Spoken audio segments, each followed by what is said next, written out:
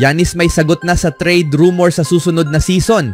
At Steve Kerr binalaan si Draymond Green wag masyadong mainitin ang ulo. At Jimmy Butler inulit-ulit ang halaga ni Kuminga sa team mula nang unang dumating ito sa Warriors, susi sa tagumpay.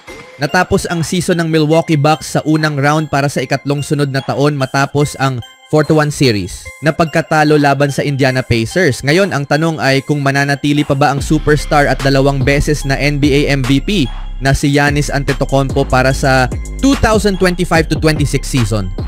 Sa panibagong nakakadismayang playoff exit, nagsimula ng kumalat ang mga chismis na maaaring naghahanap na si Antetokounmpo ng paraan para umalis sa Milwaukee sa pamamagitan ng trade. Binasag na niya ang kanyang katahimikan tungkol sa mga chismis nitong araw at ginawa niya ito sa isang nakakatawang paraan. Sa isang panayam sa Run It Back podcast, tinanong ang kakampi ni Antetokounmpo sa Bucks na si Bobby Portis tungkol sa hinaharap ng dating Finals MVP. Si Portis ay may player option para sa susunod na season at maaring maging free agent kung nanaisin niya. Nang tanungin kung maaapektuhan ng posibleng trade ni Antetokounmpo ang kanyang desisyon, sinabi ni Portis na gusto niyang manatili sa Milwaukee ngunit inamin din na nasa alanganin pa ang lahat. Hindi niya direktang tinukoy ang kinabukasan ni Antetokounmpo, ngunit hindi iyon naging hadlang para kay Giannis na patawanin ang mga tao sa pamamagitan ng nakakatawang tugon sa Instagram. "Wag mo akong alalahanin," isinulat ni Antetokounmpo. "Anong plano mo, Bobby? Mananatili ka ba o aalis?" Isa si Antetokounmpo sa pinakamalalaking bituin sa NBA na naitampok sa All-Star sa 9 na magkasunod na season at napili sa First Team All-NBA sa huling 6 na taon. Nakuha ng 30 taong gulang na manlalaro ang NBA Championship kasama ang Bucks noong year 2021. Ngunit dahil tila unti-unti nang nasasayang ang kanyang mga pinakamagagandang taon sa isang team na nahihirapan ng makabalik sa ganong antas, maaari nga siyang magdesisyong lumipat. Pero kahit ganoon, hindi ito hadlang sa kanya para hindi mag-joke tungkol dito. Anong masasabi nyo sa hinaharap ni Giannis, mga kaibigan? Sa ibang balita naman, naglabas ng malinaw na babala si Steve Kerr ng Warriors kay Draymond Green matapos ang ikalimang technical foul ng star player.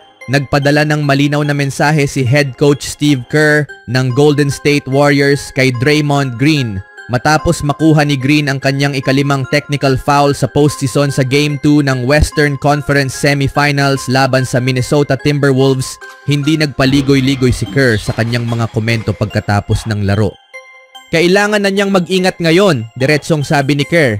"Bahagi iyan ng pagiging si Draymond. Ang parehong bagay na dahilan kung bakit isa siyang matinding kompetitor at panalo ay siya ring nagtutulak sa kanya na lumampas sa hangganan paminsan-minsan. Alam namin yan. Responsibilidad naming tulungan siyang manatiling kalmado. Paminsan-minsan lumalampas siya sa linya." Nakuha ni Green ang kanyang ikalimang technical foul matapos ang isang mainit na sagutan kay Timberwolves forward Naz Reid na nauwi sa isang siko ni Green sa mukha ni Reid. Agad itong tinawagan ng foul at nadagdag na naman ito sa mahabang listahan ng mga insidente ni Green sa court. Sa panig ng Warriors, napakasama ng timing.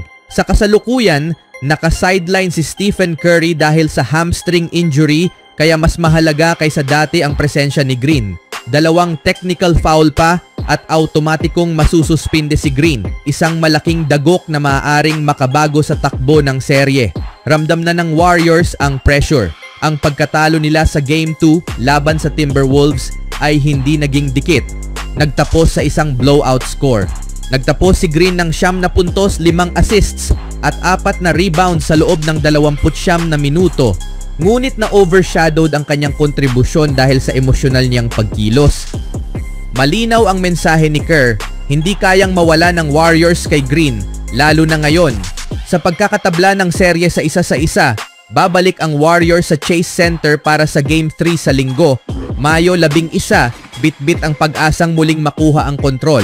Pero kung muli na namang magpadala si Green sa kanyang emosyon, maaaring harapin ng Warriors ang isang napakahalagang laban nang wala ang kanilang leader sa emosyon at enerhiya. Para sa isang manlalaro tulad ni Draymond, ang paglalakad sa manipis na linya sa pagitan ng matinding determinasyon at pagkabigla ay hindi na bago. Pero sa bigat ng laban ngayon, ang babala ni Kerr ay tila nagsisilbing huling paalala para sa pag-asa ng Warriors sa playoffs. Habang naka-sideline si Stephen Curry, tila humina ang opensa ng Golden State Warriors sa kanilang pagkatalo kontra Minnesota Timberwolves sa Game 2 noong Biyernes. Ngunit kahit sa pagkatalo, maaaring natuklasan ng Warriors ang kanilang posibleng X-factor para sa natitirang bahagi ng 2025 NBA Playoffs, si Jonathan Kuminga. Ang fourth-year forward ang nanguna sa team sa scoring na may 18 puntos sa 8 sa 11 shooting at nagbigay ng bagong sigla sa opensa ng Warriors sa loob ng kanyang 26 na minutong paglalaro. Napakaganda ng ipinakitang laro ni Kuminga kaya't pinasok siya ni head coach Steve Kerr sa starting lineup sa second half. Isang nakakagulat na desisyon ito mula kay Kerr na hindi palaging ginagamit si Kuminga sa playoffs. Sa katunayan, 20 minuto lamang ang kanyang nalaro sa nakaraang 3 laro at hindi siya ginamit sa 4 na laban noong unang round kontra Houston Rockets.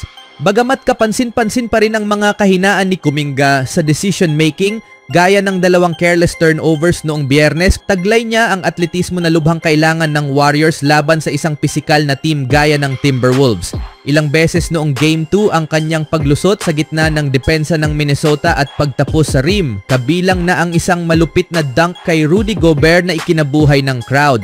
Pagkatapos ng kanyang best playoff performance sa career, sinabi ni Kuminga na bumalik na ang kanyang kumpiyansa at handa siyang tumulong sa Game 3. Noon inamin ni Kerr na iniiwasan niyang pagsabayin sa court sina Kuminga at Jimmy Butler dahil pareho ang kanilang estilo, parehong gustong umatake sa isolation at hindi kilala sa laro off the ball. Pero si Butler ay may ibang pananaw. Pagkatapos ng Game 2, sinabi ng veteranong star na nakikita niyang posible silang magtagumpay ni Kuminga kapag magkasama sa loob ng court. Kaya si Kuminga na nga ba ang susi sa tsansa ng Warriors habang wala si Curry? But you mentioned attacking. What would it be work with 2 attackers? You mentioned Kuminga can do that. How might that benefit this team? I mean, he's a great basketball player. I can play with anybody. He can play with anybody.